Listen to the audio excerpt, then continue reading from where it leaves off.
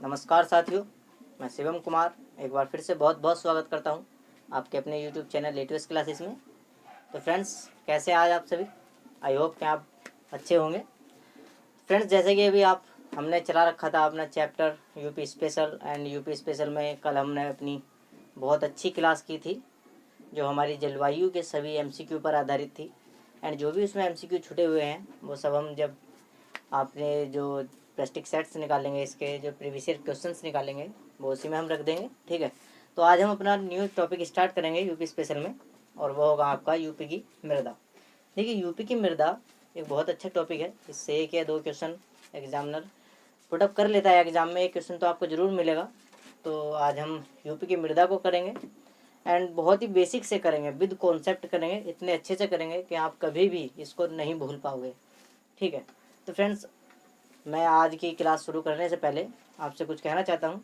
देखिए फ्रेंड्स, हम सभी टीचर्स आपके साथ बहुत अच्छी मेहनत से कर रहे हैं, मतलब मेहनत करते हैं, बहुत अच्छे से आपको पढ़ाते हैं, अच्छे से अच्छा कंटेंट देते हैं। ठीक है, तो फ्रेंड्स देखिए, आप थोड़ा अगर हमें सपोर्ट करेंगे तो हम और ज़्यादा मेहनत करेंगे। तो यार प्लीज़ आप सपोर्ट किया कीजिए, वीडियो को ज़्यादा से ज़्यादा शेयर किया कीजिए। ठीक है, मैं ज़्यादा कुछ नहीं कहूँगा। देखिए, अगर यदि आपको अच्छे से समझ में आ रहा है और पढ़ाया हुआ अच्छा लग रहा है तो ही आप इसको शेयर कीजिए। ठीक है यार, आप शेयर करोगे तो हमको थोड़ा मोटिवेशन मिलेगा, मोटिवेशन मिलेगा तो मेहनत करने में थोड़ा अच्छा लगेगा। देखिए, मेहनत करने में मज़ा कब आता है? मेहनत करने में मज़ा जब आता है जब आपका रिजल्ट अच्छा है। ठीक है, यदि हम मेहनत करते जाए, रिजल्ट अच्छा ना आए, फिर मेहनत करने में मज़ा नहीं आता, मनोबल टूट जाता है, डिमोटिवेट हो जाते हैं। ठीक है, तो यार प्लीज़ इसके लिए, मतलब हम डिमोटिवेट ना हो तो उसके लिए थोड़ा सपोर्ट किया कीजिए। ठीक है, तो चलिए ज़्यादा टाइम वेस्ट ना करते हुए अपने आज की क्लास शुरू करेंगे हम। तो फ्रेंड्स, आज की जो हमारी क्लास होगी वो आधारित है हमारी यूपी स्पेशल की क्लास है मृदा के लिए। ठीक है, यूपी की मृदा। तो आज हम यूपी की मृदा शुरू करेंगे। तो यूपी की मृदा शुरू करने से पहले मैं आपको बता देना चाहता हूँ कि हमने पीछे जो अपना भौतिक विभाजन किया था, भौतिक विभाजन में से भी कुछ पार्ट इसमें है, जैसे कि आपका भाबर तराई का क्षेत्र वगैरह वगैरह। ठीक है, तो आपको बहुत आज अच्छे से, आज मतलब पहले भी मैंने अपनी पिछली वीडियो में आपको विद कॉन्सेप्ट समझाया था और अभी भी कॉन्सेप्ट के साथ ही समझाऊंगा। एंड फ्रेंड, जितनी भी हमारी यूपी स्पेशल की क्लासेस होंगी, मैं सभी में आपको पहले कॉन्सेप्ट क्लियर कराऊंगा, बेस्ड क्लियर कराऊंगा, देन आपको सारे एमसीक्यू लगवाऊंगा। ठीक है, तो आप बने रहे हमारे यूट्यूब चैनल के साथ। बस आपका एग्ज़ाम जो होगा वो बहुत अच्छे से आप क्रैक करोगे, ये वादा है हमारा आपसे। ठीक है, तो चलिए शुरू करते हैं कि आज की क्लास। तो देखिए फ्रेंड्स, यूपी की मृदा पढ़ने से पहले हम जानेंगे कि मृदा होती क्या है। ठीक है फ्रेंड्स, मृदा क्या होती है? सबसे पहला क्वेश्चन होगा कि मृदा होती क्या है। देखिए, मृदा क्या होती है, मृदा की जो डेफिनेशन होती है वो कई तरीके से दी जा सकती है। जैसे कि पहली डेफिनेशन ये बन सकती है कि पृथ्वी के भूतल की वह पतली परत जिस पर कृषि से संबंधित कार्य किए जाते हैं उसी को मृदा कहते हैं। ठीक है, तो और भी काफ़ी सारी डेफिनेशन बन सकती है कि चट्टानों के टूटने फूटने से जो बनती है, और जो हमारे कार्बनिक यौगिक होते हैं उनके सड़ने गलने से बनती है, मृदा होती है। तो फ्रेंड्स, हम ज़्यादा डिफ़िकल्ट लैंग्वेज में ना जाकर बहुत अच्छी, मतलब ईजिली लैंग्वेज में अगर कहें तो ईजिली लैंग्वेज में हम कहेंगे कि मृदा जो होती है, मृदा यानी कि मिट्टी, जो मृदा होती है वो हमारा जो पृथ्वी होती है, पृथ्वी के भूतल की पतली परत होती है जिस पर हम कृषि करते हैं। इसका निर्माण चट्टानों के टूटने फूटने व कार्बनिक यौगिकों के सड़ने गलने से होता है। ठीक है, तो मृदा के बारे में आपने इतना जाना। तो मृदा क्या होती है? चट्टानों से निर्मित होती है, मतलब चट्टानों से टूटने फूटने से बनती है, चट्टानों के टूटने फूटने से बनती है वह कार्बनिक यौगिकों के, कार्बनिक यौगिकों के सड़ने गलने से मृदा बनती है, और इसी पर हम क्या करते हैं? कृषि करते हैं। ठीक है, कृषि संबंधित सारे कार्य हम इसी पर करते हैं। तो चलिए फ्रेंड्स आगे बढ़े। तो फ्रेंड्स, मृदा देखिए, मृदा कई प्रकार की होती है। ठीक है, तो आज हम सभी प्रकार की मृदा तो नहीं पढ़ेंगे, बट आज जो हम अपनी क्लास है वो हमारी मृदा के कॉन्सेप्ट बेस्ड क्लास है कि हम क्या क्या इस क्लास में पढ़ेंगे आगे जा करके। ठीक है, आज हम इसमें पूर्ण रूप से पूरी क्लास तो नहीं होगी हमारी। देखिए, मैं स्लो इसलिए सिलेबस करा रहा हूँ ताकि बहुत अच्छे से समझ में आए, वरना देखिए मैंने अपनी पिछली वीडियो जो कराई है वो मैंने कराई थी आपको अपना जलवायु पर आधारित थी। तो मैंने जलवायु 3 से 4 वीडियो में अपना क्लियर कराया। मैं चाहता तो उसको एक क्लास में यानी कि 20 से 25 मिनट में भी उसको पूर्ण रूप से करा सकता था, बट मैंने क्यों नहीं कराया? क्योंकि मैंने आपको सारे कॉन्सेप्ट क्लियर कराए हैं। देखिए, कॉन्सेप्ट क्लियर हो जाए तो इससे अच्छा कुछ नहीं होता। कॉन्सेप्ट क्लियर होना ही सबसे अच्छी चीज़ है, ठीक है। तो हमने आज कॉन्सेप्ट क्लियर करे हैं अपने। एंड देखिए, कॉन्सेप्ट क्लियर करेंगे हम। बहुत स्लो में इसलिए चलता हूँ ताकि सभी को अच्छे से समझ में आए, ठीक। मेन चीज़ होती है समझ में आना। समझ में आएगा, सब चीज़ क्लियर होगी, तो आपको कोई भी दिक्कत या परेशानी नहीं होगी। तो हम ये भी अपनी क्लास स्लो चलेंगे। देखिए, जिसको लगता है कि मैं स्लो चल रहा हूँ तो ठीक है, मैं स्लो चलता हूँ, आप फास्ट चले, मुझसे ज़्यादा अच्छे तरीके से याद करें, ठीक है। बट स्लो चलना फास्ट चलने से ज़्यादा बेटर है, क्योंकि इसमें अच्छे से समझ में आएगा आपके, ठीक है। तो चलिए, मृदा के ऊपर हमने इतनी बात करी कि किस किस चीज़ों से बनी हुई होती है। देखिए फ्रेंड्स, कोई भी चीज़ हो जब वो बनती है तो वो अपने आप में 100% होती है, ठीक है। कोई भी चीज़ हो अपने आप में 100% होती है। तो आज हम जानेंगे कि जो हमारी मृदा है, यानी कि जो हमारी मिट्टी है, वो किन किन चीज़ों से मिलकर बनी है और कितने कितने % उनका उसमें भाग है। यानी कि हम इसको बोल सकते हैं मृदा का संगठन। मृदा का संगठन। तो मृदा के संगठन की यदि हम बात करें तो मृदा के संगठन में देखिए मुख्य रूप से 3-4 चीज़ें होती हैं। जैसे कि आप ले लीजिए, सबसे पहली चीज़ होती है खनिज, ठीक है। तो मृदा के अंदर जो होती है खनिज, खनिज का जो प्रतिशत भाग होता है वो होता है 40%, ठीक है। यानी कि 100% मृदा में 40% जो भाग होता है वो खनिज का होता है। यानी कि जो मृदा बनी हुई है वो 40% भाग उसका खनिज के द्वारा निर्मित है, ठीक है। सेकंड अगर हम बात करें तो हम देखते हैं जल, ठीक है। जो जल होता है इसका प्रतिशत भाग होता है 25, ओके।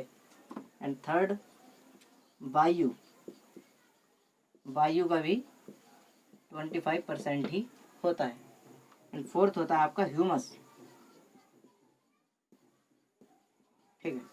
ह्यूमस का आपका 10% भाग होता है। देखिए ह्यूमस क्या होता है, आपको मैं ह्यूमस के बारे में बता देना चाहता हूँ कि ह्यूमस होता क्या है। ह्यूमस होता है कि जो जीव जंतु होते हैं, ठीक है, आपके जीव जंतु व पेड़ पौधों का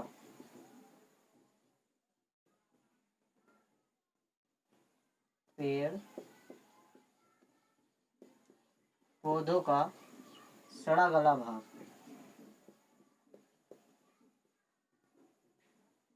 सड़ा गला भाग।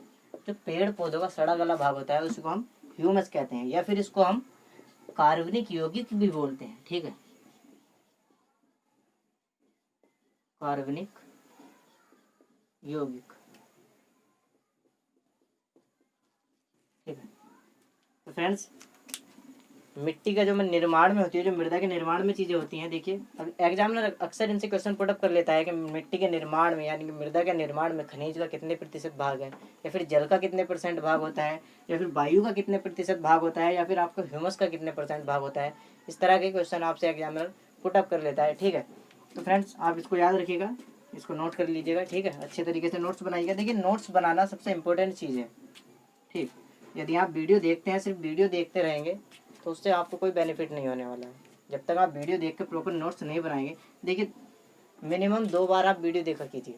फर्स्ट टाइम में वीडियो देखिए, अच्छे से समझिए, नोट कीजिए, देन सेकंड टाइम में उसको पूरा रिवीजन कर लीजिए, ठीक है। आइए आगे बढ़ते हैं, ठीक है फ्रेंड्स।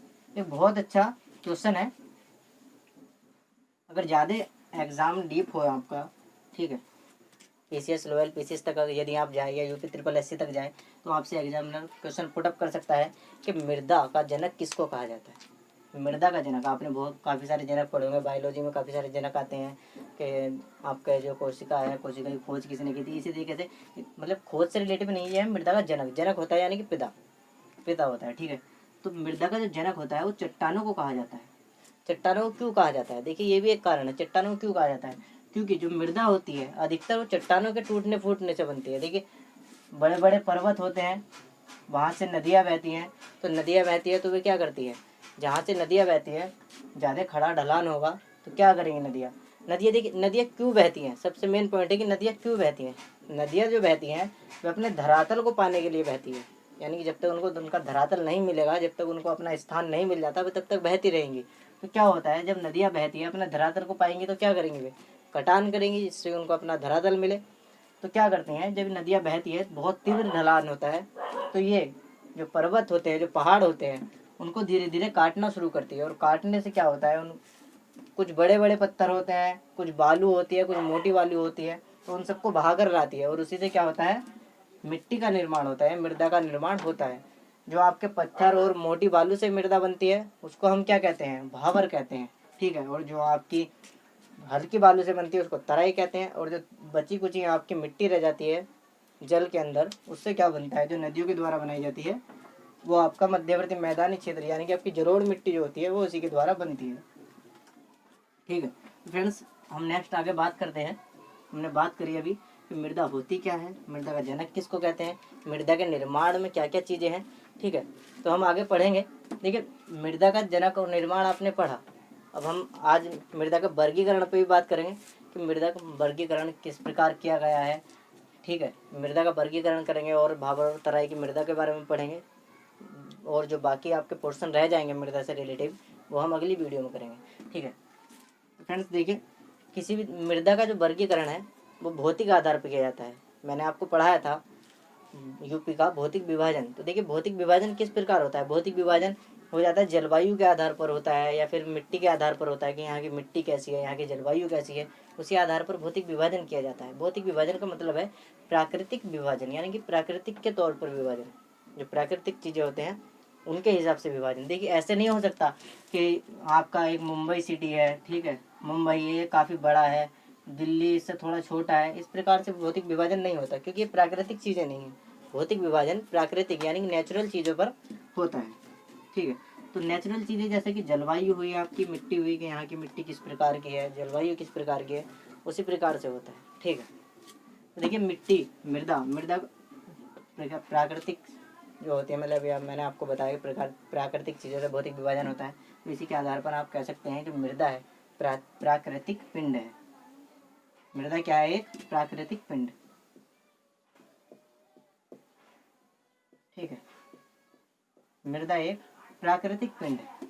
प्राकृतिक पिंड क्या होता है, जो प्रकृति के द्वारा बना है, मतलब जो नेचुरल है, जो प्रकृति ने बनाया है। मृदा हमने नहीं बनाई, मृदा प्रकृति ने बनाई है।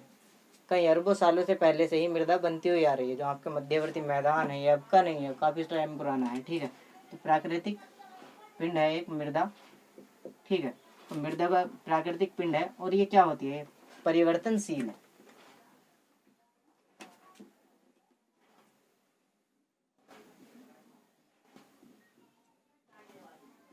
परिवर्तनशील, देखिए परिवर्तनशील का मतलब क्या है, परिवर्तनशील का मतलब है ये परिवर्तित होती रहती है, लेकिन जो इसका परिवर्तन का टाइम होता है वो काफ़ी ज़्यादा होता है। ये नहीं कि 1 से 2 साल में मृदा कन्वर्ट हो जाएगी किसी और मृदा में, ऐसा कुछ नहीं होता। मृदा जो परिवर्तनशील है, इसमें जो परिवर्तन होता है वो काफ़ी टाइम बाद होता है। काफ़ी टाइम बाद मतलब काफ़ी सालों के बाद। जैसे कि देखिए, कोई मृदा है, मृदा की अगर हम बात करें, देखिए आपकी जो बांगर मृदा होती है, ठीक है, वो बहुत पुरानी मृदा होती है, इसको प्राचीन मृदा भी बोलते हैं, ठीक है। और जो आपकी खादर है उसको नवीन मृदा बोलते हैं। वो तो चेंज होती रहती है, जैसी बाढ़ आई, बाढ़ का पानी आएगा, मैंने आपको पिछली वीडियो में बहुत अच्छे से समझाया था। बाढ़ आएगी, बाढ़ का पानी आएगा, मृदा चेंज हो जाएगी, उसके ऊपर की जो परत है वो दूसरी आ जाती है। लेकिन जैसे कि आपकी बांगर मृदा है, ठीक है, सपोज दैट आपकी बांगर मृदा है, आपके पास एक खेत है, तो आप इस खेत में क्या करोगे, फसल उगाओगे। तो जो आपका खेत है वो आपको अच्छी फसल कब तक देगा, जब तक उसमें प्रॉपर खनिज है तब तक वो आपको अच्छी फसल देगा। जब आप उसमें खेती करते रहोगे, खनिज उसका धीरे धीरे कम होता रहेगा, क्योंकि जो पेड़ पौधे होते हैं, जो आपकी कृषि होती है, वो क्या चाहती है, उसको क्या क्या लेना होता है आपकी भूमि से, वो आपकी भूमि से खनिज लेती है। उसी के आधार पर जो आपकी फसलें होती है वो अच्छी होती है। जब खनिज आपका धीरे धीरे कम होने लगेगा तो आप क्या करोगे, आप अपनी खेती में जो आप आपकी कृषि करते हो उसमें मृदा में आप क्या मिलाओगे, जैविक खाद मिलाओगे, जैविक रासायनिक खाद जो होते हैं आप उनको मिलाओगे। तो उनसे क्या होता है, जो मिट्टी होती है अक्सर चेंज हो जाती है। कैसे, कुछ मिट्टी लवणीय हो जाती है या क्षारीय हो जाती है, ठीक है। जो लवणीय और क्षारीय मिट्टी है, इसके बारे में हम अपनी अगली क्लास में बहुत अच्छे तरीके से, ठीक है, कॉन्सेप्ट के साथ उसको क्लियर करेंगे। तो मिट्टी क्या है, परिवर्तनशील है, परिवर्तनशील और प्राकृतिक पिंड है, ठीक है। तो परिवर्तनशील का मतलब मैंने आपको बताया कि काफ़ी टाइम बाद जाके परिवर्तित होती है, ऐसा नहीं कि एकदम से ही परिवर्तित हो जाएगी, ठीक है। तो फ्रेंड्स, अब हम आगे बात करेंगे मिट्टी की, जो हमारी मृदा है, यूपी की मृदा का वर्गीकरण, ठीक है। बात करेंगे हम यूपी की मृदा का वर्गीकरण। ठीक। तो यूपी की जो मृदा है इसका जो वर्गीकरण किया गया है वो 3 आधारों पर किया गया है। आज हम इन 3 आधारों के बारे में जानेंगे और इनमें से एक पर हम आज चर्चा भी करेंगे, और जो आपके बचे हुए शेष 2 हैं उनके बारे में हम अपनी अगली वीडियो में चर्चा करेंगे। ठीक है। तो देखिए, जो पहला होता है, जो आपका पहला होता है वो होता है आपका, सॉरी थोड़ा बड़ा लिखता हूँ मैं, आपका जो पर्वत पादीय क्षेत्र होते हैं। ठीक है।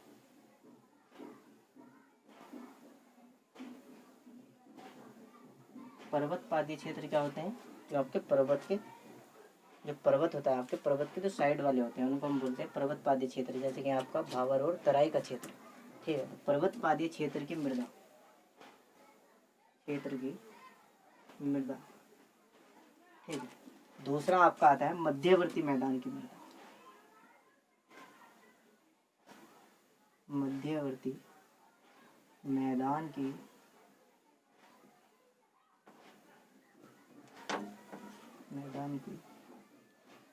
मृदा। ठीक है। थर्ड आता है आपका पठारीय क्षेत्र की मृदा।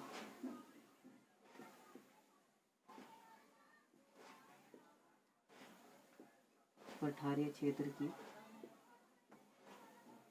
मृदा। ठीक है। अब ये 3 आधारों पर आपका जो यूपी की मृदा है उसका वर्गीकरण किया गया है।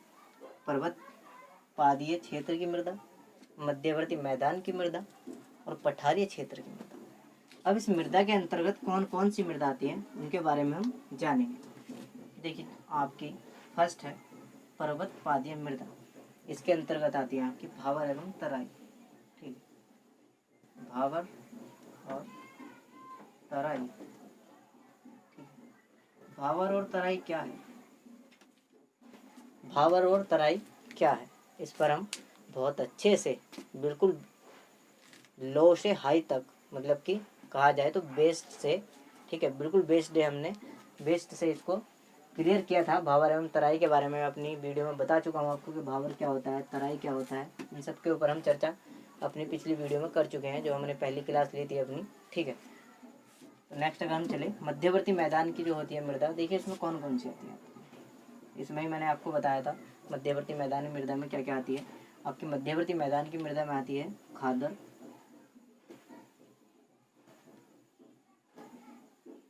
खादर, बांगर। ठीक। खादर आती है आपकी, बांगर आती है, और एक आती है आपकी लवणीय या क्षारीय। लवणीय या क्षारीय मृदा, और एक आती है आपकी मरुस्थलीय मृदा। मरुस्थलीय मृदा, और इसी में आपकी काली मृदा भी इसी के अंतर्गत आपकी आती है, काली मृदा। और एक आती है आपकी भूण मृदा। ठीक है। ये बहुत मोस्ट है, भूण मृदा काफ़ी मोस्ट है, ये ज़्यादा याद करने योग्य है। ठीक है। देखिए, काली मृदा का अगर हम बात करें इसके उपनामों की, वैसे तो जब हम इसको पढ़ेंगे तभी इसके बारे में एकदम बहुत अच्छे से इसका मतलब विस्तार करेंगे, कैसे क्या नाम है इसके, क्यों नाम है। लेकिन फिर भी मैं आपको बता देना चाहता हूँ, काली मृदा का जो नाम है, देखिए इसको हम कपासीय मृदा ही बोलते हैं।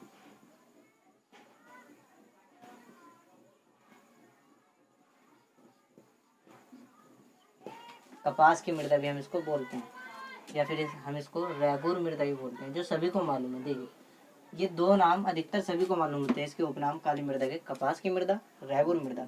लेकिन जो तीसरा है, तीसरा होता है आपका करेल मृदा।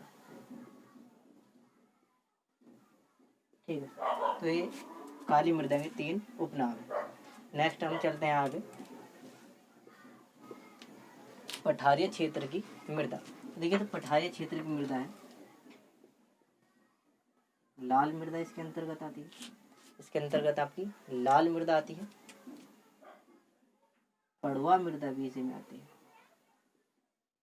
पड़वा मृदा, या फिर हम इसको परवा मृदा भी कहते हैं, परवा मृदा। ठीक है। ये आपकी हुई लाल मृदा, पड़वा मृदा, और एक और आपकी आती है इसमें मार मृदा, या फिर उसको हम बोलते हैं माड़ मृदा। ठीक है, इनके आगे हम मृदा लगाते हुए जाइएगा, बहुत अच्छा रहेगा। और आपकी आती है राकड़ मृदा, राकड़ को हम राकर मृदा भी बोलते हैं। एंड लास्ट आपकी आती है भोंटा मृदा। ठीक है, भोंटा मृदा। तो ये आपकी मृदा थी। तो हम इन सभी पर बहुत अच्छे से विद कॉन्सेप्ट, ठीक है, with concept and with MCQ class करेंगे। बट आज की जो हमारी क्लास होगी वो सिर्फ आपके पर्वत पादीय क्षेत्र यानी कि भावर एवं तराई के लिए होगी। बाकी जो हमारा बचा हुआ है ये सभी, इसको हम नेक्स्ट क्लास में करेंगे। नेक्स्ट क्लास में करेंगे, बहुत अच्छे से करेंगे, स्लो करेंगे बट अच्छा करेंगे। ठीक है, तो चलिए फ्रेंड्स, आप इसको एक बार नोट कर लीजिएगा एंड इसका स्क्रीनशॉट ले लीजिएगा। ठीक है,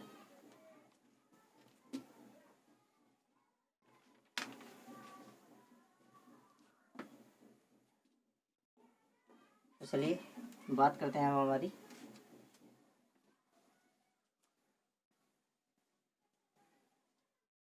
तो फ्रेंड्स चलिए भावर पे हम चलते हैं। ठीक है, मैंने अभी आपको बताया था। ठीक है, तो जो हमारी पर्वत पादीय मृदा होती है, सबसे पहले हम उसमें करेंगे। उसमें 2 मृदा आती हैं आपको, भावर एवं तराई। तो पहले हम भावर को करते हैं। देखिए फ्रेंड्स, भावर के बारे में मैंने अपनी पिछली वीडियो में बताया था। यदि आपने पिछली वीडियो नहीं देखी है तो आप उसको देख लीजिएगा। वैसे तो कोई ज़्यादा ज़रूरत नहीं है, फिर भी देख लीजिएगा। उसमें मैंने कुछ ज़्यादा कॉन्सेप्ट क्लियर कराए थे। फिर भी मैं इसमें भी थोड़ा आपको समझाऊंगा कि भावर मृदा होती क्या है। देखिए, जो पहाड़ होते हैं, ठीक है, जब पहाड़ों से नदियाँ बहती हैं तो वे अपने साथ बड़े बड़े पत्थर, बालू लेकर बहती हैं। ठीक है, तो जब बड़े बड़े पत्थर कब तक लेकर बहेगी?